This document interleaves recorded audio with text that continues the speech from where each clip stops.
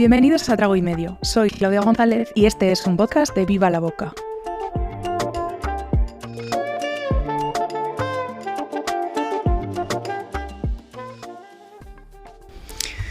Estoy en Madrid, en M29, en la calle Madera, en un espacio en el que se encuentra el laboratorio creativo de Live Unique Cocktails, que no es un bar, ni tiene barra, pero a eso llegaremos después. Y me encuentro con Miguel Ángel Jiménez. Miguel es un tercio de Live y también el responsable de la parte de creatividad e innovación de este proyecto.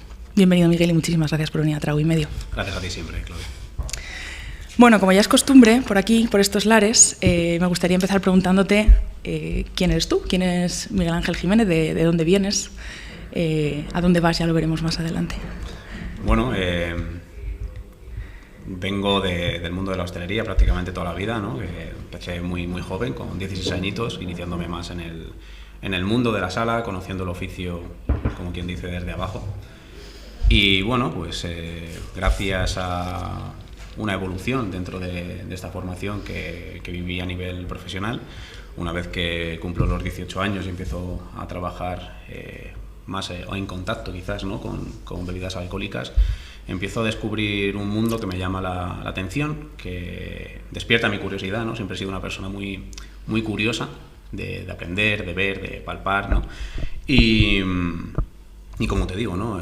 Descubro un mundo que empieza a llamar mucho mi atención y que muy rápido me apasiona, ¿no? Te capta. Exacto. Y antes de nada, quiero saber de dónde eres geográficamente. ¿Eres madrileño? Soy de Madrid. Eres madrileño, vale. O sea, que así es como llegas, empiezas al mundo de la coctelería. Digamos que después de una serie de experiencias en hostelería, caes en este nicho, en esta especialización. Y si tuvieras que contarle a la audiencia, a quienes nos estén escuchando, ¿qué haces? ¿A qué te dedicas ahora? ¿Cómo se lo explicarías? Bueno, es complejo porque sí que es verdad que nosotros hasta que hemos encontrado, no un discurso, pero sí una explicación de lo que hacemos es complejo. Porque sí que es verdad que fuera de España lo que hacemos está más instaurado, ¿no? Es más reconocible, pero sí que es verdad que en nuestro mercado es algo que... Bastante único, ¿no? Bastante único, sí, totalmente, como ponemos, ¿no? Nosotros en nuestra empresa. Entonces, bueno, nosotros lo que hacemos es trabajar en un área, en diferentes áreas, ¿no? Por un lado hacemos trabajos de formación, desarrollo de consultorías y asesoramientos para nuevos proyectos que estén funcionando o inclusive marcas, ¿no? Y luego, por otro lado, eso que nosotros llamamos el trabajar el bar sin un bar físico, ¿no? Que son experiencias privadas. Vale, o sea, también hay una parte de experiencia privada. Exacto. En Live Unique Cocktails. Y ahora, por dar un poco de contexto, vamos a hablar de dónde estamos, que el sitio es súper chulo, pero no es un bar. Estamos en M29, en el espacio de Live, proyecto en el que vas de la mano de Marta Benzal, que está aquí con nosotros, y de Javier Detri, que son las otras dos patitas de este triángulo. Lo primero que me sale preguntarte, o lo primero que pensé, porque yo ya había pasado por aquí, este es un espacio muy especial, es ¿qué tipo de espacio buscabais cuando pensasteis en crear M29, ¿no?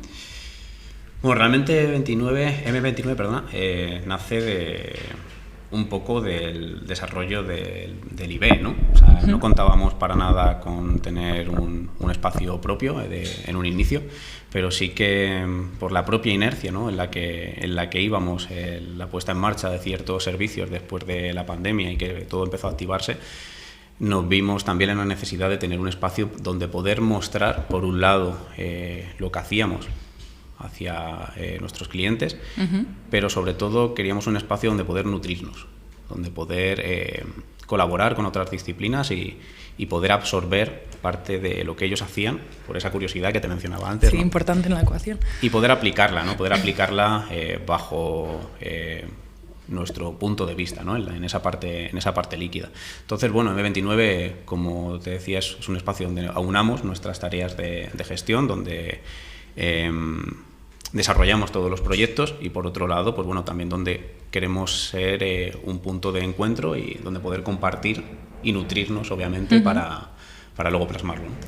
O sea, si le tuviéramos que explicar que esto no es un bar, es decir, que quien nos esté escuchando no podría venir aquí una tarde a tomar un cóctel, porque esto es un espacio de trabajo, un espacio de intercambio con otras disciplinas y un espacio de muestra, ¿no? De, como hayas dicho, a clientes o a... Exacto. Ok. ¿Y cómo podríamos entonces probar un cóctel creado por Live Unique Cocktails? Bueno, por un lado, a través de nuestros clientes o colaboradores, como a nosotros nos gusta llamarlo, no nos gusta decir la palabra cliente, sino partner, ¿no? Nos sentimos más cómodos porque tiene que haber esa relación mutua. Exacto. Y luego, por otro lado, a través de las experiencias privadas, ¿no? Nosotros, ya no como empresa, sino como profesionales de estos, necesitamos estar también en esa parte operativa, y al no tener un bar, pues lo que decidimos es llevar esos servicios de forma privatizada y donde poder mostrar lo que somos 100% nosotros, ¿no? Voy a hacerte, ahora que ya tenemos un poco de contexto de quién eres tú, qué es Live y dónde estamos ahora mismo grabando, voy a hacerte una pregunta que es común a todos los entrevistados, porque me interesa mucho saber qué es un cóctel para Miguel Jiménez, pero me interesa mucho saber qué es un cóctel para cada uno de vosotros, ¿no? Entonces, en esta recolección de opiniones me gustaría saber cuál es tu definición de cóctel. ¿Qué es un cóctel para ti? A ver, cóctel, bajo mi punto de vista, es una palabra muy amplia, ¿no? Ahora, muy grande, ¿no? Si nos ponemos a analizarla a nivel producto, a nivel lo que tú pruebas, para mí es sabor y aroma. Vale. O sea, tiene que ser algo... O sea, muchas veces hablamos del equilibrio, hablamos de ciertos matices, pero realmente creo que el fundamento es eso, ¿no? Que haya un sabor y haya un aroma trabajado y que todo funcione, ¿no? Un poco a favor de este producto. Pero luego, un cóctel, para mí, puede ser quizás la forma de materializar de forma líquida un mensaje, quizás un concepto. Puede ser, bueno, una forma de plasmar expresiones, sentimientos. O sea, lo usas como vehículo, ¿no? También como un vehículo de expresión. ¿Y es la coctelería cocina? Esto es aquí hay chicha. Aquí hay chicha. Pero estas dos me causan mucha curiosidad y creo que no hay una respuesta buena o una respuesta mala en esto. Creo que es una cuestión de opiniones, y por eso quiero todas vuestras opiniones justo en estas dos, porque quiero que este podcast aporte también esa visión, ¿no? Sobre que debatamos si la coctelería es cocina. Entonces, ¿cuál es tu punto de vista? Yo creo que la coctelería es gastronomía, ¿no? Y dentro de la gastronomía hay muchas patas que se trabajan de formas diferentes, ¿no? La cocina y la coctelería es coctelería. Quizás si nosotros esto lo englobásemos dentro de un local, quizás sería una de las partidas, ¿no? Tú tienes la sala, tienes la cocina y luego tienes quizás esa partida líquida que es el bar, ¿no? Por eso te digo que creo que muchas veces estamos actuando bajo ser cocineros a nivel líquido, y creo que no. O sea, la cocina es una disciplina y la coctelería es otra, y dentro de ello... Como que tienen entidades diferentes, ¿no? Vale. Yo, cuando os haya entrevistado a todos, seguramente añada un bonus track propio, y estas dos las responderé y daré yo también mi opinión. Las juntaremos, veremos qué pasa. Y podemos hablar de una alta coctelería, como podríamos hablar de una alta cocina, incluso si las consideramos disciplinas diferentes. Si escucháis algún ruido raro, estamos en un laboratorio, entonces aquí hay máquinas trabajando para hacer producciones, y me acabo de asustar yo sola con el ruido. ¿Podríamos hablar de una alta coctelería? ¿O hay una coctelería igual que en la cocina diferenciamos, ¿no? Un tipo de cocina que quizás es más sofisticada, utiliza unas técnicas y unas herramientas de elaboración incluso más técnicas, a veces aplica determinados conocimientos científicos? ¿Existe una coctelería que podríamos decir que sea alta coctelería? Bueno, más que una alta coctelería, yo hablaría de ciertos procesos o de desarrollos, ¿no? Que tú trabajes dentro de quizás este tipo de coctelería que tú dices, ¿no? Sí que es verdad, pues bueno, hay diferentes tipos, hay coctelerías más adaptadas al volumen, otras quizás más a una experiencia un poco más reducida, ¿no? Pero bueno, creo que hay de todo tipo. Creo que lo importante es que cada vez se beba mejor y que se utilicen mejores productos para estas composiciones, ¿no? Vamos a centrarnos en Live un poquito, porque a mí, cuando creo el esqueleto de este podcast, pienso en vosotros, después de haber conocido vuestro trabajo aquí, una noche en la que hicisteis un maridaje, ¿no? Con unos bocaditos también, que también había un poquito de comida que acompañaba unos tragos absolutamente geniales. Sobre Live, cuando pienso en vosotros y en incluiros en la ronda de invitados, muchas gracias por decirme que sí, por recibirme, lo primero que pienso es que no conozco a más gente que haga lo que vosotros hacéis, entonces yo necesito venir aquí a hablar contigo. Y me gustaría saber, bueno, cómo surge esto, porque, como hemos dicho, no es solo Miguel, son también Javier y Marta. ¿Cómo surge esto? ¿Cómo nace? ¿Cuándo paristeis la idea? ¿Cuándo dijisteis, oye, esto tiene sentido que nos asociemos los tres? ¿Y cuándo echa a andar? Porque antes has mencionado COVID, pero si nos puedes situar un poco en cuándo empieza vuestra alianza, digamos. Bueno, yo creo que el IB sobre todo nace de un autoanálisis y desde la honestidad, ¿no?, individual de cada uno de los tres socios que somos, ¿no? Pero llevándolo un poco a un plano real, nace a partir de la pandemia, como muchos otros proyectos que están funcionando de forma genial, y creo que fue un momento donde hubo una desconexión y que, desgraciadamente, por todo lo que pasaron cosas muy malas, pero también tuvimos la oportunidad de volver a conectar con ciertas otras que, por la vorágine del día a día y de esa inercia con la que íbamos, pues se nos había olvidado, ¿no? Entonces, bueno, tuvimos un tiempo, cada uno de nosotros por separado, como te decía, para pensar en lo que estábamos haciendo y en lo que queríamos hacer a partir de ahora, bajo, bueno, pues una filosofía diferente, ¿no? Y sobre todo, os auditasteis a vosotros mismos. Exacto, sí, total. O sea, yo ¿En creo qué punto estoy? ¿Qué quiero hacer, no? Yo creo que todos en nuestro día a día hacemos, si dividimos en porcentajes, ¿no?, haces cosas que te gustan más, otras que te gustan menos, pero decidimos que lo que teníamos que hacer es, para sacar el mayor rendimiento de cada uno de nosotros, es aumentar el porcentaje en ese día a día de las cosas que sí te gustan hacer y que te motivan, ¿no? Qué guay. Y sobre todo que cada uno pues tuviese esos roles para poder permitirnos el poder desarrollar estos niveles, ¿no?, de lo que nos gusta hacer. Y bueno, y ahí es donde, gracias a esta propia auditoría, como tú dices, nos sentamos, los tres socios, ya nos conocíamos de haber trabajado o bien juntos o bien haber coincidido en otros proyectos.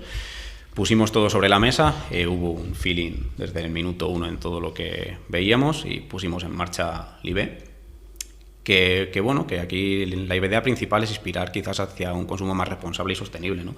Dentro de la industria del bar, cuando hablamos de sostenibilidad y de responsabilidad, no hablamos solamente de zero waste, ¿no?, de todas estas tendencias que estamos viendo ahora, sino de la propia forma de actuar en el día a día, ¿no?, de, bueno, pues todo lo que viene por detrás, formar nuevas generaciones, tener responsabilidad con esa formación que hacemos a la hora de trabajar el producto por otro lado, y bueno, y obviamente al hacer un crecimiento, como te decía, como nace nuestra empresa, desde la honestidad y desde una autocrítica, ¿no? Sí, pero también con una esencia, miro para allá, porque está Marta aquí, con una esencia y un alma muy claro, ¿no? O sea, con un concepto de partida muy claro.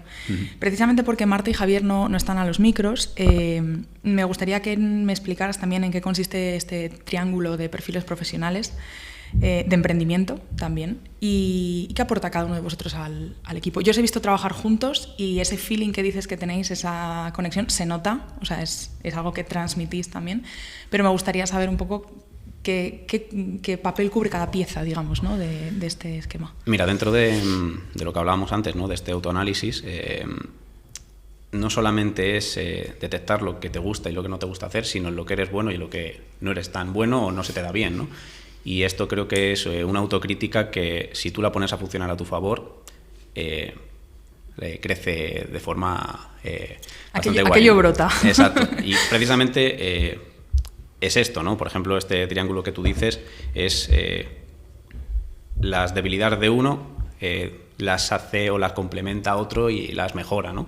En este caso, por ejemplo, Marta se encarga de toda la parte más quizás de experiencia de cliente, más esa parte de marketing, comunicación, ¿no? Javier es más la parte operativa, ¿no? Es el que está en el campo de batalla, como decimos nosotros, y es el que se encarga de quizás poner orden en todos esos procesos a la hora de poner a funcionar una oferta y todo el desarrollo que se ha hecho previamente entre Marta y yo, ¿no? Y bueno, yo obviamente la parte que es más a nivel creativa y a nivel de producto, que es lo que me gusta, ¿no? Eso lo habíamos adelantado un poquito en la intro. Luego andaremos un poco más en esa parte tuya, pero entendido cómo funciona este equipo. Yo entraba en la web del IB como si no os conociera Y lo que entiendo es que decís, ¿no? Tengo aquí entrecomillado, diseñamos experiencias líquidas. Y porque este podcast es mi primer proyecto exclusivamente líquido, porque yo siempre que he comunicado nunca lo he hecho exclusivamente de bebida, me chifla la coctelería y escribo sobre coctelería, pero quería que este proyecto fuera líquido, entonces cuando vi experiencias líquidas me pareció alineadísimo. Pero a mí me gustaría saber qué es una experiencia líquida, dónde empieza, dónde termina el concepto de una experiencia líquida y, por ende, ¿cuándo deja de serlo?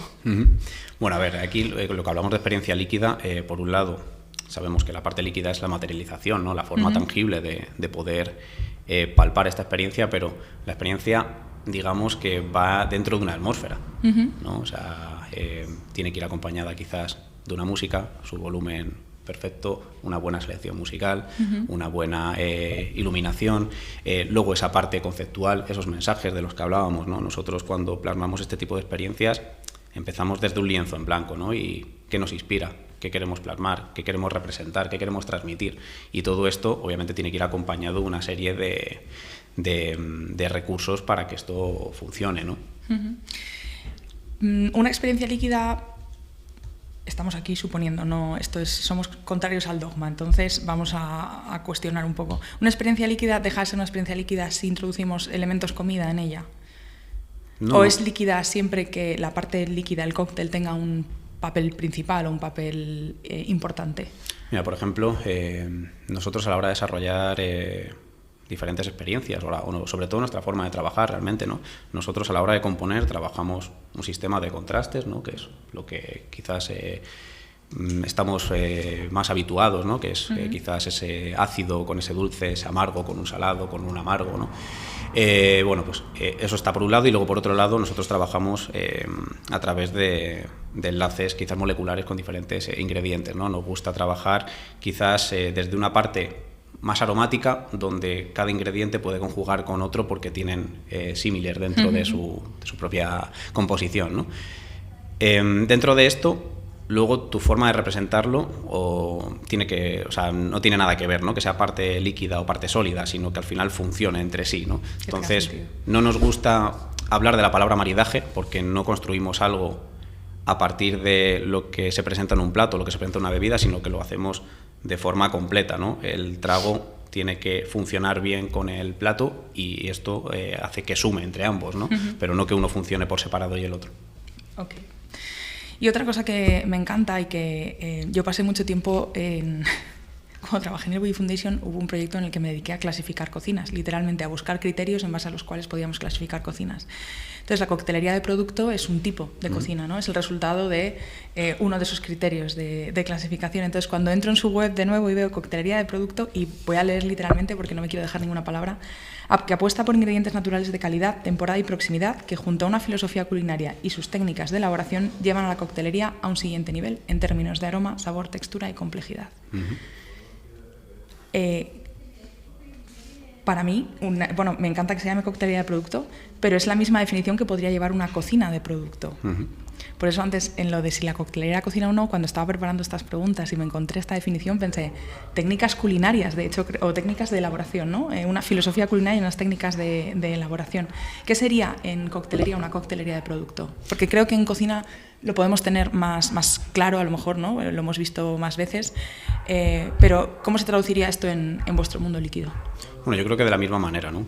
Antes hablábamos de que no somos una cocina, pero a nosotros nos inspira la cocina. Nos inspira la cocina, nos inspira el arte, nos inspiran muchas disciplinas y entre ellas, como hablamos, ¿no? Dentro de los términos gastronómicos, la cocina de producto pues sería algo muy parecido a lo que nosotros hacemos de forma líquida, ¿no? Entonces, ¿qué es nuestra apuesta? Por un lado, una apuesta de productos de calidad. También intentamos trabajar una cartera de productos también que sean identificativos también a nuestra parte cultural, a nuestras raíces, ¿no? Por ejemplo, ¿nos puedes dar un ejemplo de eso? Por ejemplo, mira, nosotros nos gusta en la parte de edulcorantes, edulzantes naturales y demás que nosotros trabajamos, intentamos llevar siempre una conexión con cada uno de los ingredientes y, por decirlo de alguna manera, nuestro ingrediente sería la miel, ¿no? Porque cuando pregunté de dónde venía el IB venía del libar, que es lo que hacen las abejas, ¿no? Cuando sí, las abejas, insectos, algunas pequeñas aves, sí, ¿no?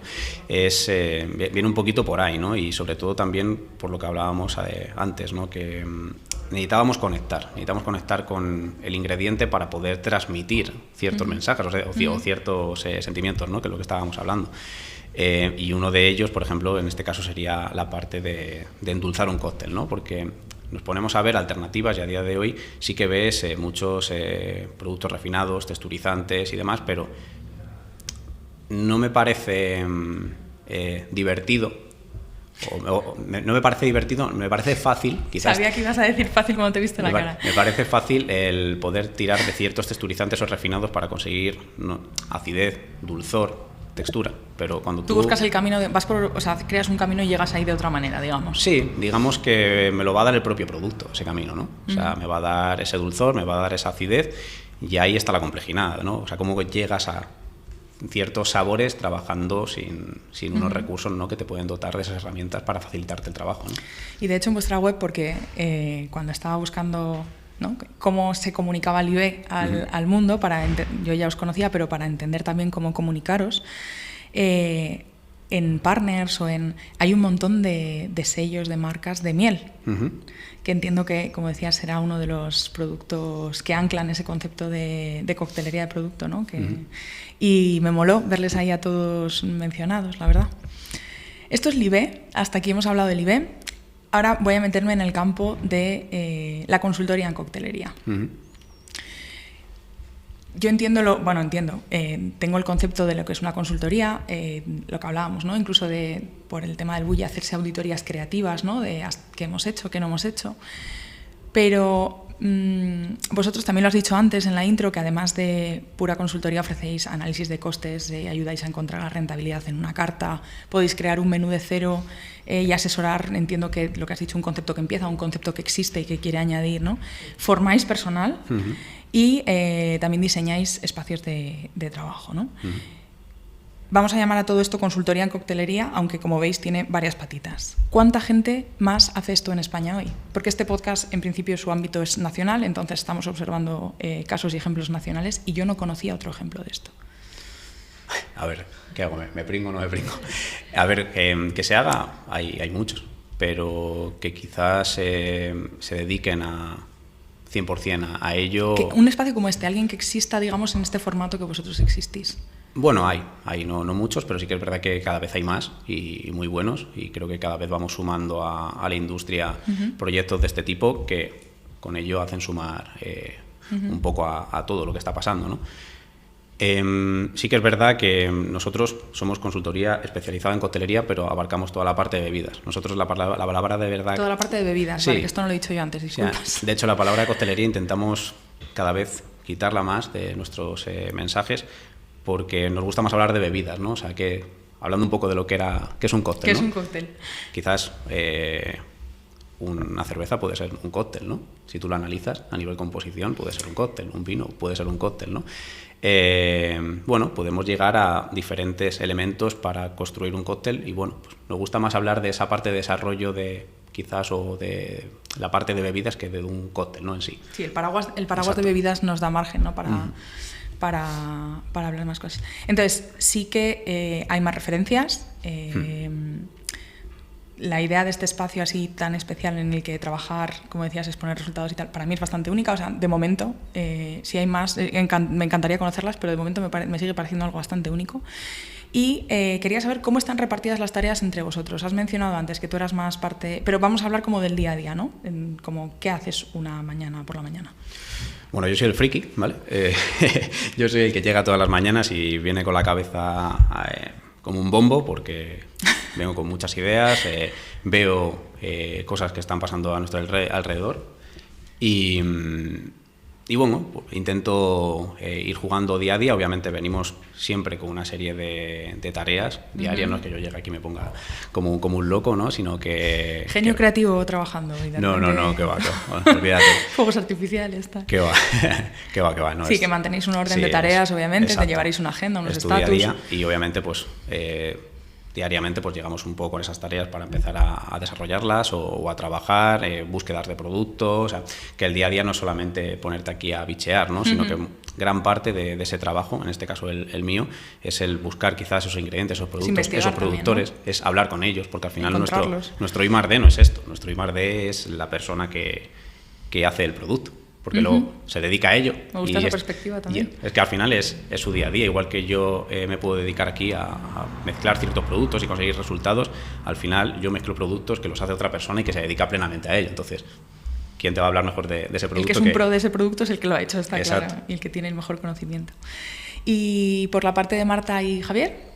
Bueno, Marta, como te decía, ¿no? Es la que se encarga más de hacer toda esa parte de análisis estratégicos, quizás de analizar más esa perspectiva de cliente para plasmarlo en proyectos que llegan o que están llegando, para luego, pues bueno, eso digamos que me pasa a mí, trabajo, exacto, sí. Y luego digamos que una vez que se desarrolla toda esa parte creativa, que es la que estábamos hablando antes, ya se le pasa a Javier, y Javier es el que se encarga de llevarlo a O sea, que tú tierra. estás un poco en medio, estás un poco Sí. entre Marta y Javier, y tienes los otros dos lados, ¿no?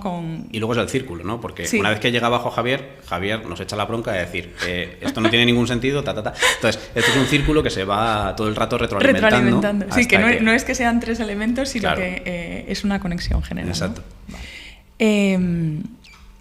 Bueno, estábamos hablando un poco de cómo es un día de trabajo, ¿no? Para un consultor del mundo de las bebidas. Tenía apuntado coctelería, pero he parado a tiempo del mundo de las bebidas. Te quería hacer una pregunta que tiene que ver con vuestro concepto y también con vuestro trabajo. Si yo tuviera un bar o un negocio, ¿no? ¿Por qué decidiría poner esa parte de bebida en vuestras manos? Mira, aquí hay diferentes puntos, ¿no? Desde, como hablábamos antes, ¿no? De la persona que llama a un consultor porque las cosas van mal, y luego la persona que llama a un consultor o un agente externo para crecer y que vaya mejor, ¿no? Desgraciadamente hay un índice muy alto de la gente que te llama cuando va mal, y cuando va mal digamos que entras con muy poco margen de maniobra, y bueno, sí que es verdad que tenemos una tasa de éxito alta, gracias a Dios, toquemos madera, nunca mejor dicho, pero sí que es verdad que es una tasa bastante alta para lo que podríamos hacer, ¿no? Obviamente, nosotros, ¿qué podemos aportar? Otro punto de vista, un punto de vista quizás más amplio, ¿no? De no estar, por un lado, metidos todo el día en la operativa, y tener esa visión 360 desde diferentes puntos de vista, no solamente por un lado el mío como parte creativa, sino como parte experiencia cliente a través de Marta, y como parte operativa a través de Javier, ¿no? Entonces, bueno, creo que ese punto de vista es una de las cosas quizás más importantes que podemos ofrecer, y luego, por otro lado, la profesionalidad y la experiencia, ¿no? Dentro del sector.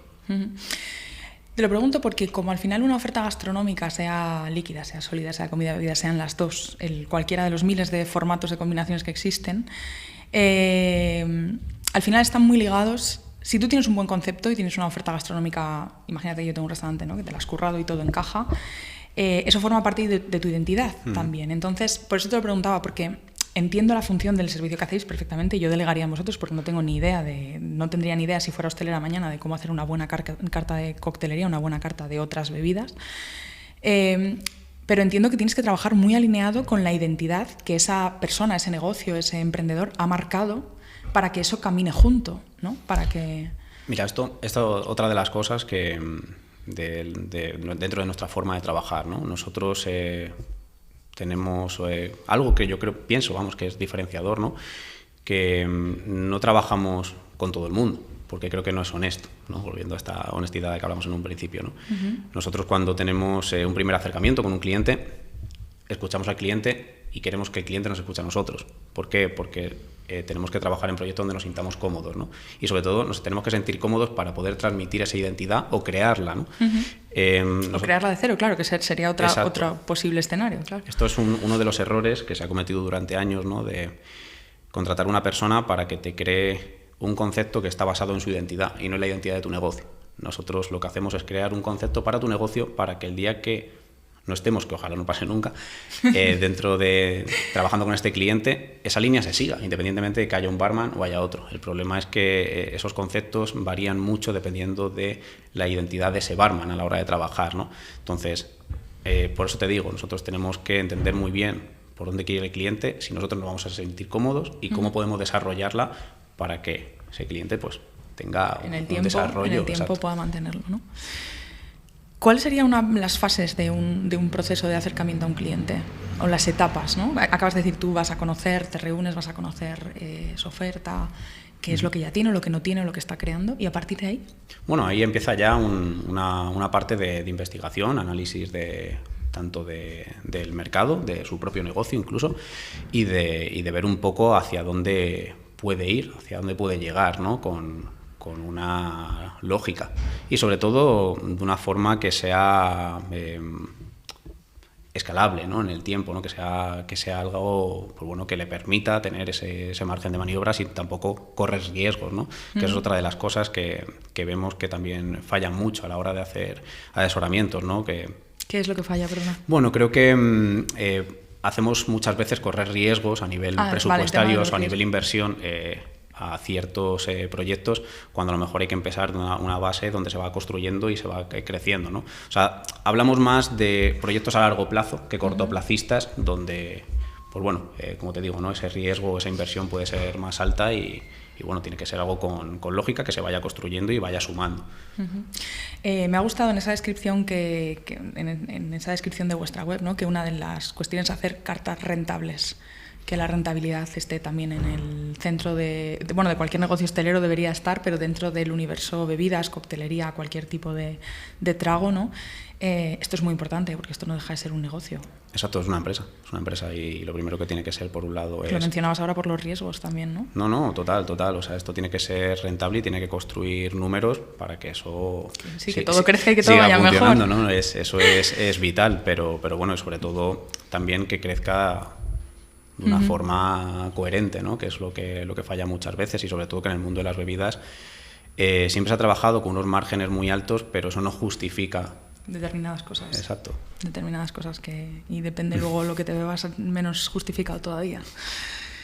El otro día me comentaban unos amigos que les habían hecho un maridaje de vino de 5 copas de vino por 60 euros y les habían sacado vinos bien, pero un vino que te pedirías, ¿no? Para cenar con un amigo, con tu novio, con tu madre y tal.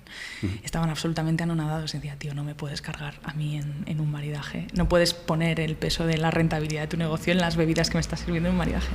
Pero bueno, eso hablaremos en otro podcast, otro día ya veremos, que es el mundo del vino. A mí me gusta muchísimo el cóctel, pero es otro mundo inmenso. ¿Y qué tipo de cliente tenéis? ¿Qué perfil de cliente? Porque he entendido, aparte de gente de hostelería que venga, has hablado de otros tipos de proyecto.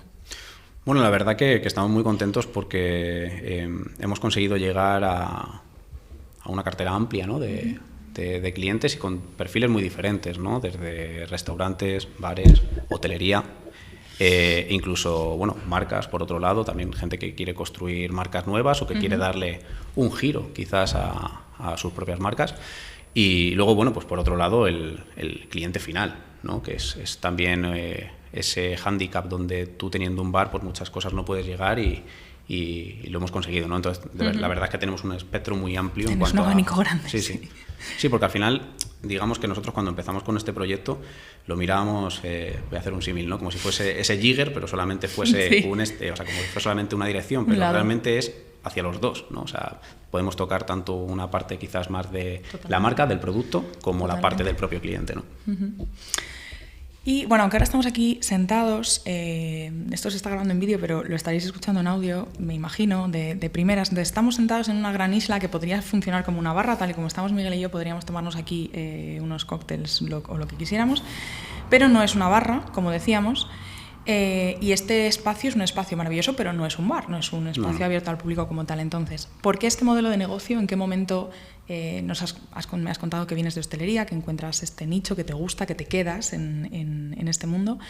¿Por qué esta opción y no una barra, una firma propia, un nombre en una carta de coctelería en tu propio bar, ¿no?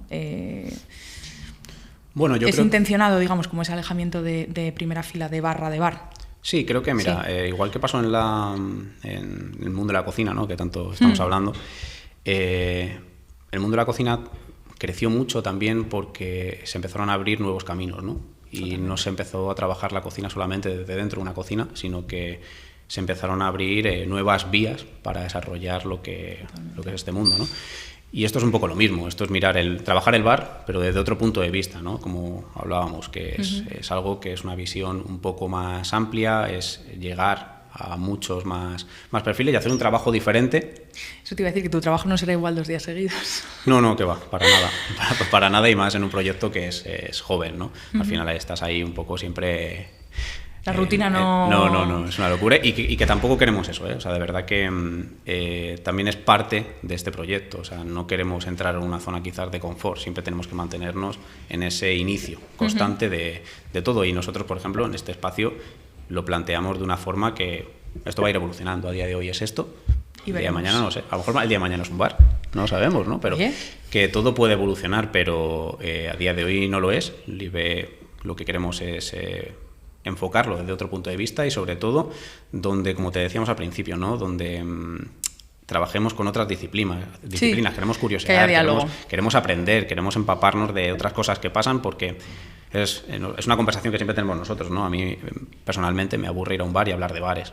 O sea, yo creo que el bar o el cóctel tiene que ser ese vehículo que tú decías antes, pero me gusta hablar de otras cosas, ¿no? Traer a la mesa otras cosas, ¿no? Exacto, esa parte quizás más de lúdica, ¿no? Pues bueno, pues de conectar. O sea, eso es lo... Y a nivel de barra, ¿tú crees que trabajar en bar tiene una fecha de caducidad para la gente que... ¿Crees que llega un punto en que la gente tú lo has hecho, como decías, por un interés en un cambio, por abrir otros caminos, pero ¿crees que eso tiene una fecha de caducidad? ¿Pero en qué sentido?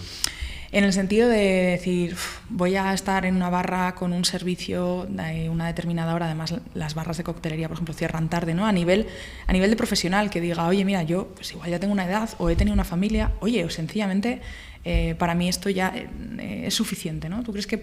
Bueno, igual en general la pregunta podría ser no solo para coctelería, sino para toda la hostelería, ¿no? El tema de la fecha de caducidad. Bueno, a ver, esto siempre es una respuesta que parece ambigua, pero no lo es, y es la pura realidad, ¿no? Depende de la persona. Hay gente que le gusta trabajar detrás de una barra y morirá detrás de una barra porque es lo que le gusta hacer y es lo mejor que te puede pasar, ¿no?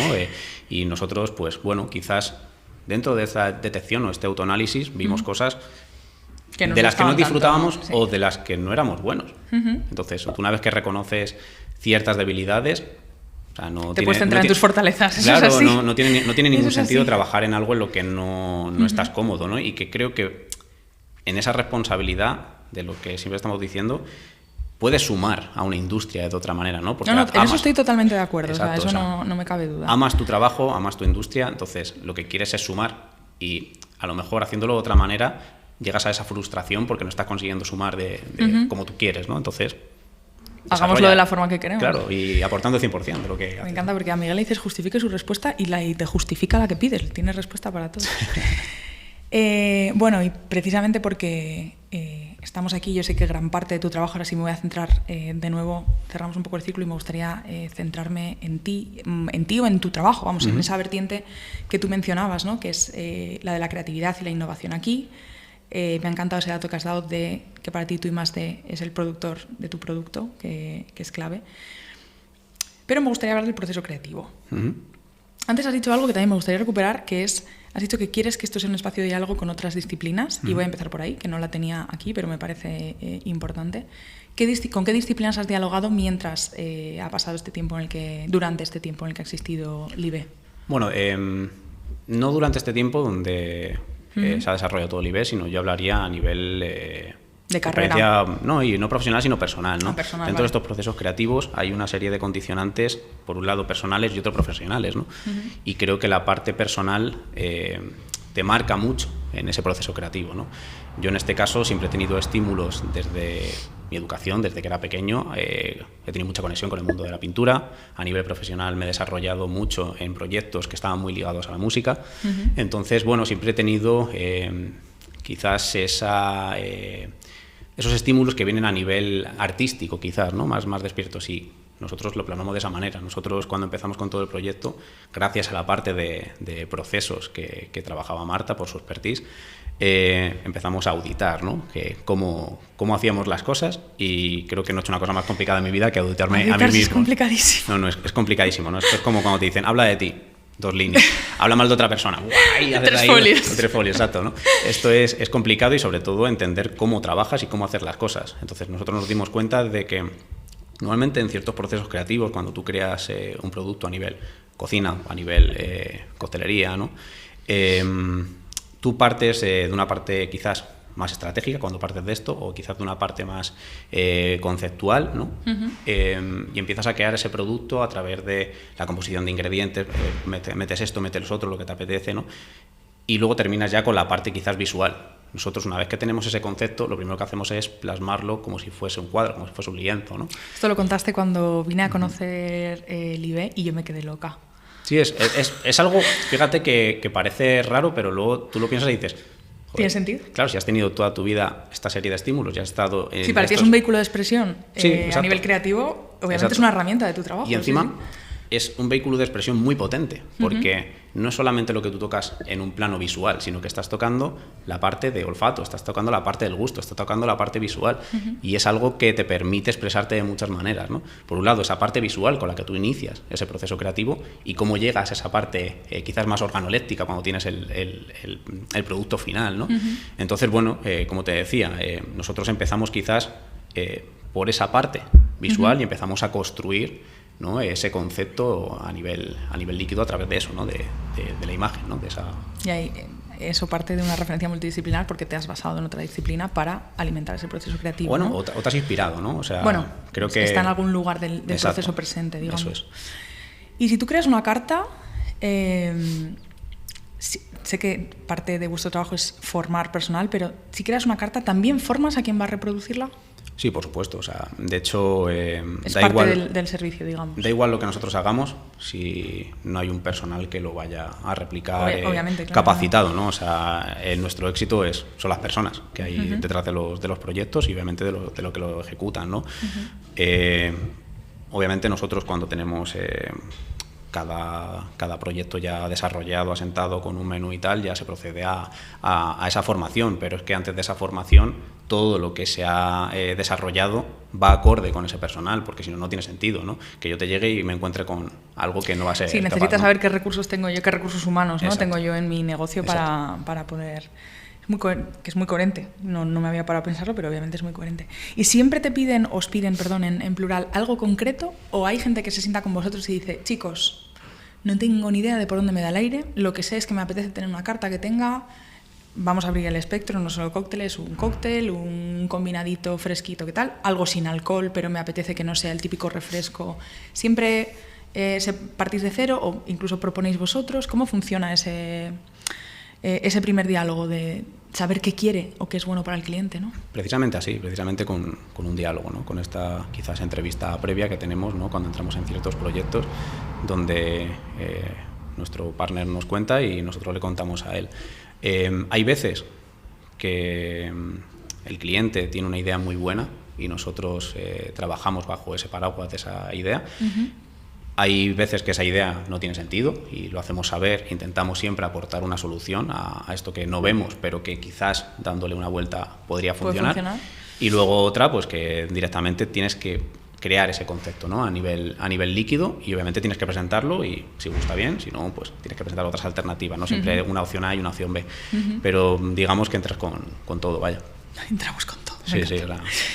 Me decías que el espectro de clientes, yo he probado, por ejemplo, aparte de la experiencia que he vivido aquí, he probado bebidas vuestras en 2 sitios diferentes de Madrid, que uno es una coctelería y se dedica exclusivamente a coctelería, y otro es un restaurante con una cartita de bebidas que me encantó, muy especial, que no son cócteles muy alcohólicos, de hecho es algo que podrías tomar a mediodía, por la tarde.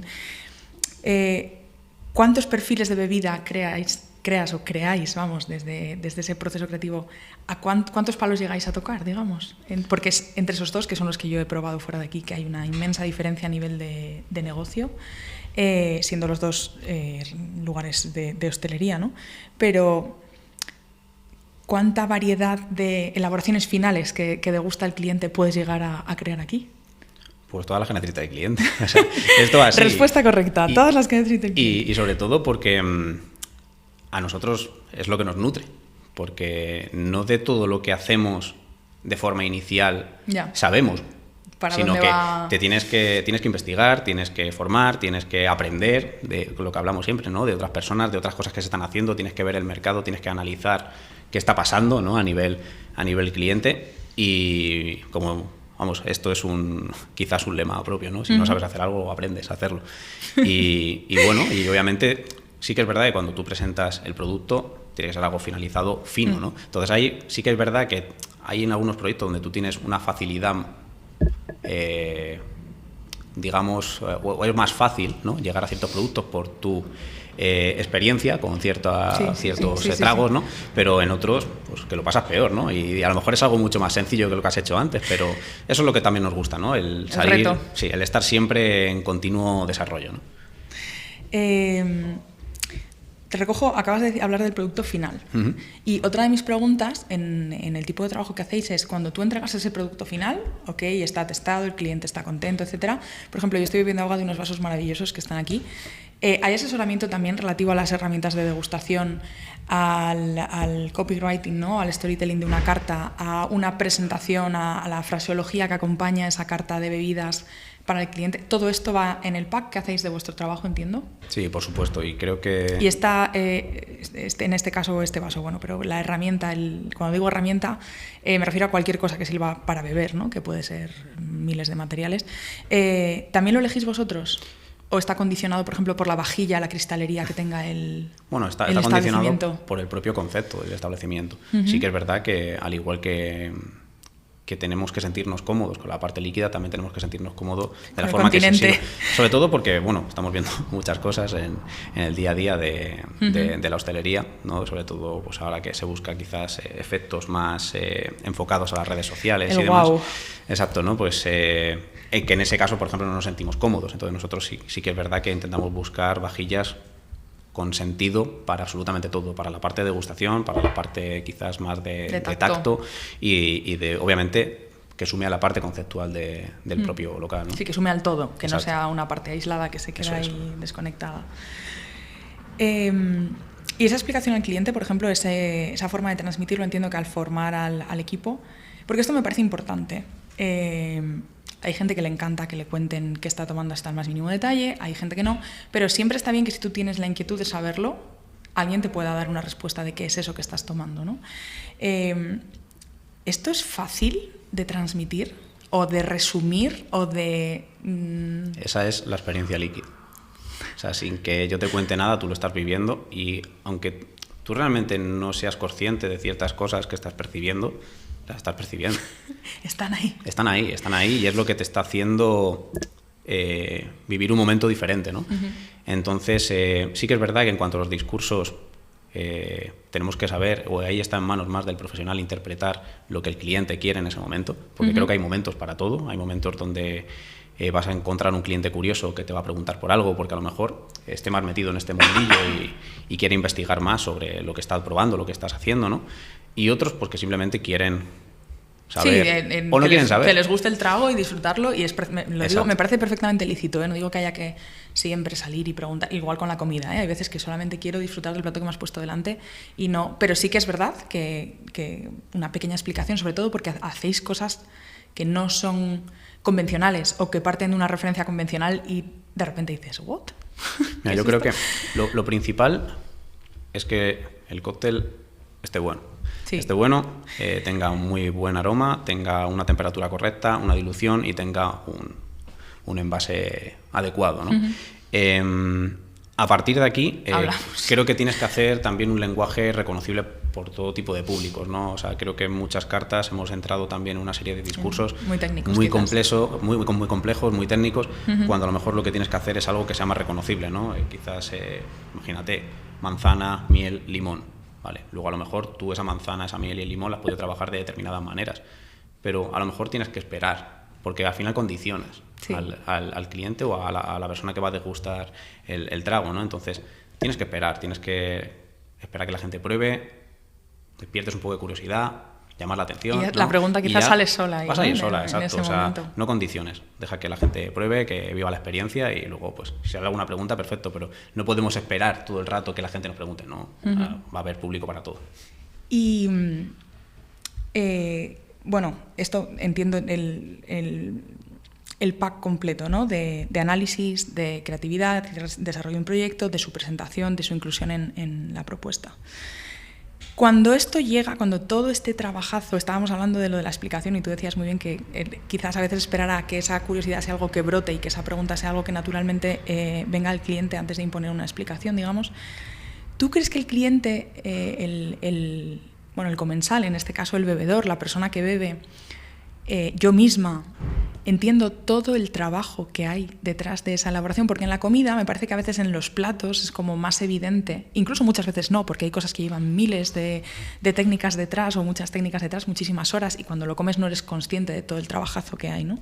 Pero en un cóctel, en una bebida, lo que es la elaboración, el tiempo, todo lo que... ¿Tú crees que el bebedor, por no decir comensal o bebedora, es consciente de todo eso? Bueno, yo creo que a lo que tú dices en relación a la cocina es evidente ahora. Hace 20 años seguramente no era evidente todo el tiempo que había detrás de un plato, ¿no? O sea, cuánto tiempo se tarda en hacer un buen fondo o un buen guiso, ¿no? Esto es evidente ahora porque ha habido un desarrollo y ha habido un boom de la gastronomía que ha conseguido llegar a todos lados, ¿no? ¿Y qué ha hecho con esto? Ha llegado a todos los lados con mucha información. Entonces, quizás todos nosotros entendemos mejor lo que pasa quizás detrás de ciertas técnicas, de ciertos procesos de alimentos. En la bebida va a pasar, es normal. Ahora mismo... Pero nos queda, sí, ¿no? Hombre, es como todo, ¿no? O sea, creo que ahora mismo estamos en un momento muy bueno donde se está desarrollando y estamos teniendo un auge bastante bueno. Pero todavía nos queda mucho, porque también es verdad que trabajamos con ciertos productos que al final es el alcohol, ciertos mensajes, no puedes llegar a nivel quizás público, ¿no? Sí. Es mucho más complejo, pero vamos a llegar. Es un ámbito que tiene más limitaciones en ese sentido que la Claro. comida, ¿no? Que un pan, un huevo, un guisante, que obviamente no tienen ningún condicionante para ser comunicados ni publicitados, ¿no? Exacto. Y una última pregunta que no tiene ahora mismo que ver con el proceso creativo, pero es algo que quería conocer tu opinión. Sobre la coctelería en casa. ¿Tú crees que este formato de consumo, vuelvo a España de nuevo, porque sé que si abrimos al mundo anglosajón a lo mejor tendríamos como otras respuestas, pero ¿tú crees que esto es un formato consolidado? ¿Crees que la gente hace cócteles en casa? ¿Sabes si la gente hace cócteles en casa? Vosotros que os dedicáis a esto, a investigar, ¿hay un consumo en España de coctelería doméstica, por llamarla, por calificarla, adjetivarla de alguna manera? Bueno, ¿O nos queda todavía? Bueno, nos queda obviamente, pero por esto que hablábamos, ¿no? Por quizás este factor cultural de cómo hemos vivido en España durante las últimas décadas, ¿no? Yo creo que cada vez hay más, porque se conoce más esa parte, o hay más cultura de bar en ciertos aspectos, y eso se lleva a las casas. También creo que están llegando ciertos productos que están facilitando este tipo de... Como sucedió con la alta cocina, digamos, que luego ha habido muchas elaboraciones que se han trasvasado a la cocina doméstica, ¿no? Eso es, ¿no? O sea, lo que te digo, ¿no? Hace 15 años era impensable que alguien tuviese un runner en su casa, ¿no? Para cocinar a baja temperatura. Totalmente. Y ahora, pues, siempre te tienes algún momento del año que te pones en plan friki a cocinar ahí y tal, que parece esto... Y esto es un poco lo mismo, ¿no? Que se puede llevar al mundo de las bebidas, ¿no? O sea, yo conozco mucha gente que llega a su fin de semana y se prepara su dry martini al mediodía un sábado, o su vermú preparado, sus negronis, ¿no? O sea, que siempre creo que está... ¿Quién no ha tenido una barbacoa y ha preparado sus margaritas, ¿no? O sea, sí, el margarita yo creo que entre todos puede ser el que todos hemos preparado más, porque has hecho tacos para amigos y claro, has invitado a casa y dices, voy a hacer una jarra de margarita, me la juego. Yo, por ejemplo, en mi casa he hecho margarita. Hemos hecho alguno más también, pero el que más he hecho y para más gente ha sido margarita, y no siempre ha salido bien. Es un cóctel complejo porque también es todo cuando se populariza empiezan a ver ahí y cuando haces gran cantidad, porque viene gente y haces 2 jarras y las pruebas y dices, madre mía, a ver cómo se beben esto. Al final se lo beben, pero no es fácil, no es fácil. Incluso el margarita no me parece fácil de... No, bajo...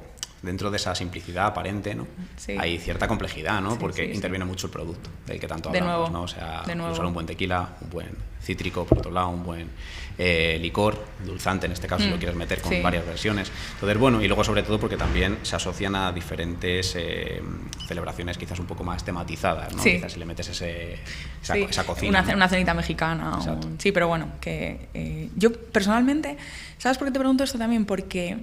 a mí algo que me encanta de la coctelería, y lo hablaba el otro día con una amiga y me dice, me mola la respuesta, no fui consciente. Cuando voy a un sitio a beber, es como si tuviera una oportunidad de tener no es como si estuviera viviendo la vida de otro u otra vida, pero realmente es un momento en el bar que me gusta porque es como... no es algo que sientan los restaurantes, que también me hace muchísima ilusión cuando salgo a cenar y reservo, esto ya me hace ilusión desde que reservo y todo esto, pero con el mundo del cóctel me pasa que cuando yo me siento allí es como si fuera otra vida dentro de mi vida, o sea, no sé, suena un poco friki paranoia lo que estoy diciendo, pero es un momento muy especial para mí. Y aunque podría tener ese consumo de, oye, es viernes por la tarde, no, vamos a hacer un cóctel y como quien abre una botella de vino en casa, o sea, no... Sin embargo, lo sigo asociando más a ese momento. Por eso quería conocer o quería saber cuál era tu opinión sobre sobre el consumo doméstico, ¿no? Y cuánto maneja la gente de coctelería. Porque a mí, por ejemplo, así como en la comida, me gusta mucho cocinar en casa y me gusta. Hoy, después de grabar este podcast, tengo que hacer fideuá para unos cuantos. Me gusta, lo disfruto, pero este momento es como que no lo perdono, como que siempre lo prefiero fuera. Y sé que no todo el mundo es así. Sé que, por ejemplo, en Estados Unidos, yo he estado en casas cuando me han recibido unos amigos en su casa, ellos hacen cócteles un viernes por la tarde para ellos dos y la cosa más normal del mundo, ¿no? Pero... Bueno, es que creo que también tenemos que asociar esa parte social, ¿no? De lo que está en torno al mundo de la bebida, ¿no? Esa al parte, bar, a ese diálogo, a esa experiencia de bar. Por eso, mira, nosotros cuando hemos desarrollado algunos productos, cierta parte, ¿no? de purismo, ¿no? Siempre te dice, no, por ejemplo, la gente no va a venir a los bares. Los bares es una experiencia única y siempre... Mira, los bares son una institución en este país. Exacto. O sea, la gente no va a venir a los bares. No, o sea, al revés, creo que lo que puedes hacer es que sume a nivel cultural, que ciertos productos llegan a una casa porque la gente ya va a llegar con una información al bar para que eso siga creciendo, ¿no? O sea, creo que si lo haces bien tienes que estar muy tranquilo porque la experiencia de bar es única, ¿no? Sí. Bueno, voy a llegar al final y te voy a plantear 2 preguntas que responderán igual que las 2 primeras todos los que pasen por Trago y Medio. Miedo nada. No, para nada. La primera es fácil, digamos. ¿Cuál es tu bebida o cóctel preferido? Me gustaría que fuera un cóctel, la verdad. Si lo quieres ampliar a otro rango de bebida, eres libre de hacerlo. El que más te gusta preparar y el que más te gusta beber cuando te sirve otra persona. Esto es complicado. Y casi siempre salen 2 respuestas distintas. Casi todos los que sois barmans, además, o bartenders, tenéis como uno que os gusta preparar y uno que os gusta que os preparen. Bueno, a ver, aquí es complejo porque, al igual que la palabra cóctel, es algo muy amplio, ¿no? Creo que hay momentos. Creo que para mí, no hay un cóctel favorito, sino que hay momentos y en esos momentos, pues, decides ciertos cócteles que te van a gustar más, ¿no? Pero bueno, la verdad que dentro de toda esta parte de creatividad, luego, en cuanto a consumo, soy bastante clásico, ¿no? O sea, por ejemplo, a mí Manhattan es un cóctel que me encanta en cualquiera de sus luego versiones, ¿no? Con diferentes destilados que puedas hacer o alternativas, ¿no? Okay. O luego, bueno, tipo aperitivo también me gustan mucho, sabores amargos quizás, pero ya te digo, o sea, no me puedo quedar con uno porque también depende un poco el consumo, la época del año, o sea, sí, el momento. A lo mejor en verano, quizás en una terraza tomarte un Manhattan, lo mismo vuelves en la ambulancia, ¿no? Te pega una pájara ahí. Pero es un poco eso, ¿no? Creo que lo que la circunstancia te pida, ¿no? Creo que es más importante eso, ¿no? El analizar bien la circunstancia y disfrutar del momento y que esa bebida asume, ¿no? Entonces, bueno, no te sabría decir exactamente una. Y esta pregunta la recojo de un proyecto que fue mi primer proyecto en comunicación gastronómica. Fue el proyecto que creé para conseguir una beca para entrar en el máster de comunicación y periodismo gastronómico de Foodie Studies. Yo vivía en Bruselas y venía de estudiar Relaciones Internacionales, que es mi carrera anterior. Estaba como loca con el mundo de la identidad, me encantaba la antropología, me encantan la antropología y la sociología, lo que pasa es que luego en la vida real no tengo tiempo de leer todo lo que leía entonces. Y creé un proyecto que se llamaba Around the Table With, alrededor de la mesa con, y eran una serie de entrevistas, porque vivía en Bruselas, tenía oportunidad de hacerla con un montón de gente internacional, y mi hipótesis en aquel artículo Around the Table With, además de un Instagram y todo ello, acabó siendo un artículo científico. Mi hipótesis es que existe una identidad gastronómica del sujeto. Y en aquel proyecto estaba basado en la comida y la bebida de una forma más amplia, pero yo quiero cerrar este capítulo contigo preguntándote que si tú fueras un cóctel, no es el que te gusta, no es el que más te gusta preparar, es si Miguel fuera un cóctel, ¿qué cóctel sería? ¿Qué cóctel reflejaría las características de tu personalidad Hoy me acompaña una amiga que estuvo en Around the Table With, que me está haciendo la parte de asistencia, y por ejemplo, cuando ella decía, yo sería dark chocolate, ¿no? I'm talking about you. Yo sería chocolate negro porque, porque tengo una personalidad que es para hard lovers, ¿no? Como para alguien que realmente conecte conmigo mucho. No tengo una personalidad que encaje con todo el mundo, por ejemplo, ¿no? ¿Cómo trasladarías tú esto si tuvieras que decirme qué cóctel eres? Pues, por eso te he dicho que la primera era más fácil, la segunda era un poco más difícil, pero como es la última ya me la vas a perdonar. ¿Qué te podría decir? A ver. Quizás es un cóctel que no tiene nombre y me dices, pues me das una estructura y una base y me dices, yo sería así, así y así, pero quizás ese cóctel no existe todavía, igual lo tienes que crear tú. Bueno, yo creo que sería... Voy a brindar. Yo creo que sería un julepe de menta. ¿Por qué? Bueno, yo creo que es un cóctel... ¿Cuáles son las características del cóctel? Bueno, suele ser whisky, ¿vale? Un poquito de azúcar y menta, ¿no? Diluido simplemente con el propio hielo y pues un vaso característico, ¿no? Hecho de metal. Es un cóctel que tiene cierta complejidad. Yo soy una persona muy complicada, te lo pueden decir Marta y Javier, porque soy muy introvertido, soy muy tímido y me cuesta mucho abrirme. Pero luego creo que soy fresco, tengo un punto amable cuando me pillas bien. Me encanta. Pero vamos, yo creo que me identifico un poco por eso, ¿no? También. Y bueno, soy con lo que ves, o sea, no hay más allá, ¿no? Y creo que este trago también es un trago que representa eso. Representa eso, ¿no? Perfecto, Miguel. Muchísimas gracias por venir a Trago y Medio, muchísimas gracias por tu tiempo, por recibirme en M29. Gracias a Marta, que también está aquí, aunque no la hayamos podido tener en los micros hoy. Y nada, nos vemos. No sé si en los bares o por aquí, pero nos vemos. Estoy seguro.